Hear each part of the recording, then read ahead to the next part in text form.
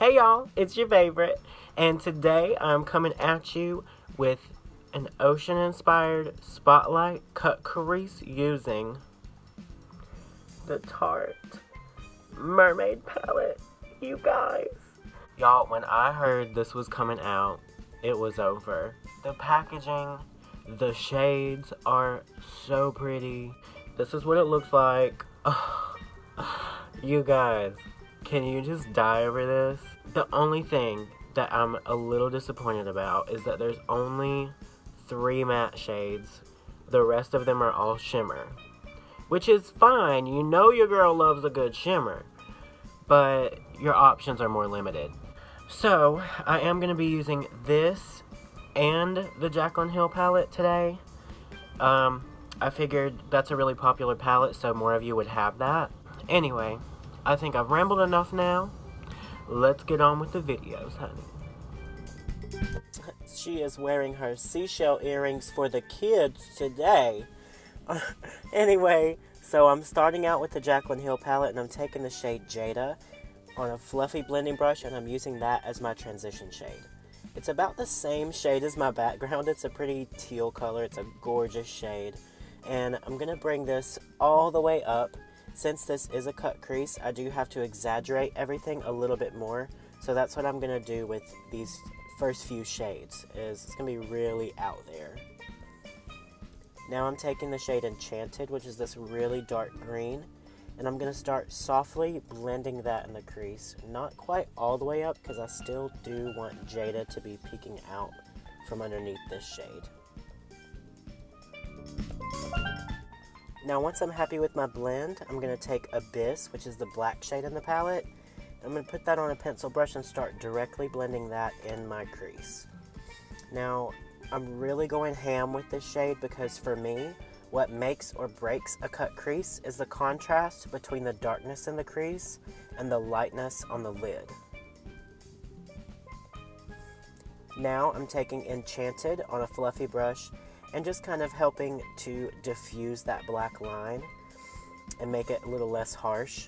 I mean, this is heavy eyeshadow that we're talking about here, so it's gonna be bold, but believe me, it's possible for it to be bold and blended at the same time. Trust and believe.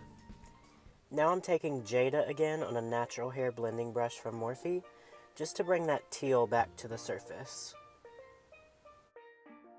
Now I'm taking Lagoon from the Mermaid palette on a pencil brush from Morphe, spraying it with a little bit of rose water, and I'm going to use that shade to deepen up the inner and outer corners of the eyelid.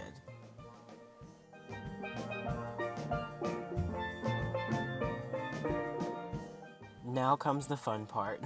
So I'm taking my Smooth Camo Liquid Concealer from Dermablend to cut the crease. And this type of cut crease can prove to be a challenge. Just be patient with it. You probably won't get it right the first time. I mean, it took me several tries. But what you're wanting is just to cut the center of the lid, and then it kind of bows in at the middle, sort of like an hourglass shape, if you can see what I'm going for. But just breathe and take your time with her. I promise you'll be fine. Now, I'm taking the shade Splash from the palette, and I have wet this shade with my rose water. And I'm packing that all over the eyelid where I've just put my concealer.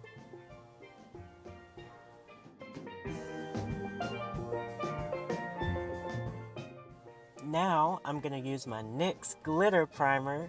Oh, wait.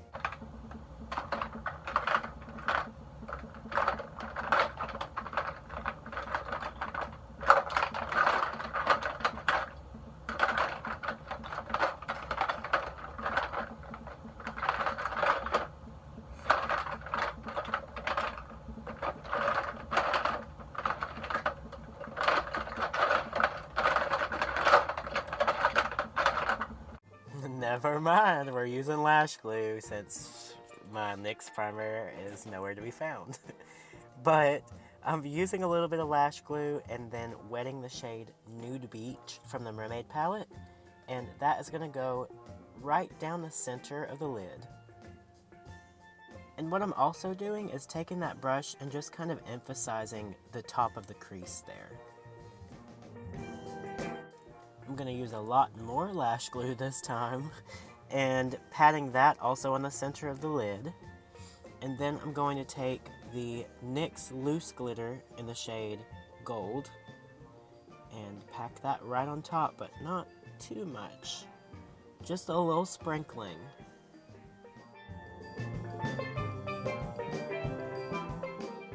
Moving on to the lower lash line, I'm using Splash on a pencil brush. And then I'm going to take Lagoon again to deepen up the inner and outer corners. And also on the edges, I'm kind of using that to connect the shape a little bit. You can't see it because my stupid self doesn't know how to stay in frame, but I'm taking Nude Beach just on the center of the lower lash line to complete everything.